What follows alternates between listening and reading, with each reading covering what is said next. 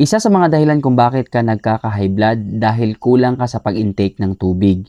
Kapag kulang ang tubig na nai-intake sa katawan, lumalapot ang dugo. At ang puso ay nangangailangan pa ng karagdagang lakas o puwersa para bumbahin ang dugong malapot na dumadaloy. Kasi ang pagbumba sa puso sa malapot na dugo ay dahilan ng hypertension. Para makontrol ang high blood pressure, ang gagawin lang ay kailangan i-maintain ang sapat na daloy ng dugo, 80 to 90% tubig.